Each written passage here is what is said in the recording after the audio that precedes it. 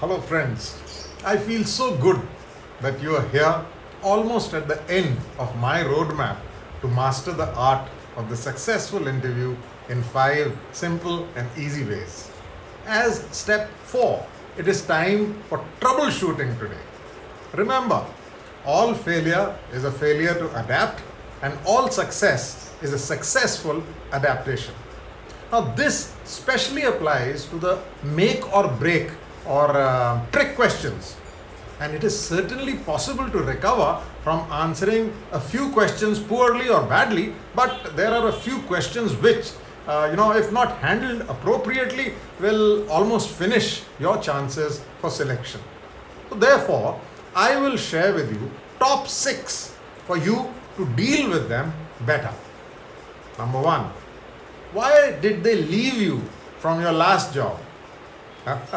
Now, if it was for reasons unrelated to your poor performance, for example, departmental or even company restructuring, be sure to stress that.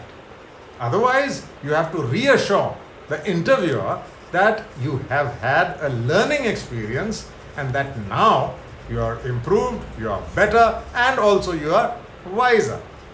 2, is not someone with your background overqualified for this role? So, if you are moving laterally, you must explain that this is not because of lack of options that you are keen to move to a different industry to develop a new skill set. Okay, so this will also be the right time to mention your transferable skills, which will benefit who else but your new organization if they make you join.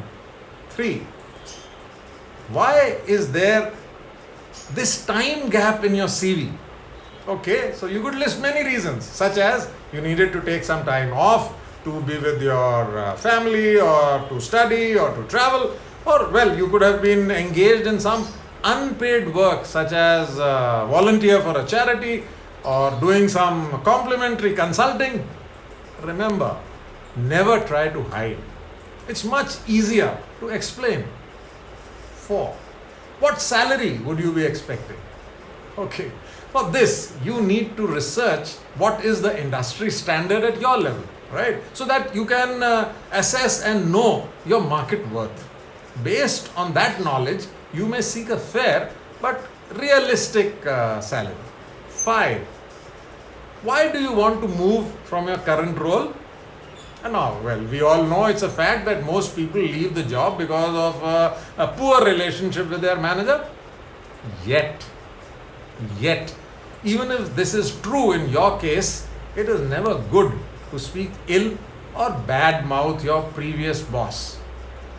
The best way is to actually find something, anything positive to say about your employment situation, but explain to them your need to move on, to broaden your skill base and progress your career. 6, what are your weaknesses? Honesty, friends, is still the best policy. So identify a weakness, but preferably not one which is likely to greatly impact on your ability to get the job done. Okay, right. So now you may well ask, all this is fine, but how do you recover from a misstep? Great question. And I offer you 3 approaches. First, if you have realized that you have fumbled on a question, don't panic. It happens to the best of us. Second, frankly acknowledge that you probably did not provide the information which the interviewer was looking for, and ask if you can answer that question again. Right? Third, if you draw a complete mental blank, sometimes it happens. So it is best to allow the interview to move ahead. And if possible, after seeking permission, email the interviewer with the response which you would have liked to give at that point in time. Okay. Well, having talked so far about what you should do, don't you think we should also touch upon some things which you should not do? Okay. I can share with you 5 which one should never do in an interview. 1, never use 4-letter words or swear. This may be common, or it may be even socially acceptable these days, But in an interview setting, this is highly inappropriate. Don't do it. Never overshare. Ideally, try not to bring up your personal life at all.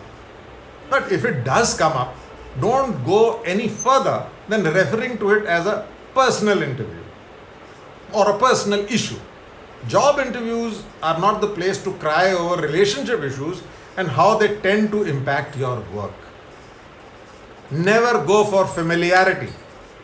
While establishing a good rapport is fine, overstepping professional boundaries is not. 4. Never leave your phone on. And it's worse for you if you were to look at it. Therefore, before entering the interview room, double check that all digital distractions are switched off. 5. Never ask about the perks. This is not the right time. Once you have been offered the job, you may ask about extras such as leave entitlement, accommodation entitlements, company cars, subsidized gym memberships or subsidized golf memberships. Okay. Finally, remember that at interviews, ask not what the company can do for you, rather what you can do for the company. Right? That's all for now. Watch this space tomorrow for blockbuster tips on closing the interview with a lasting impression. Thank you for watching. Bye bye for now.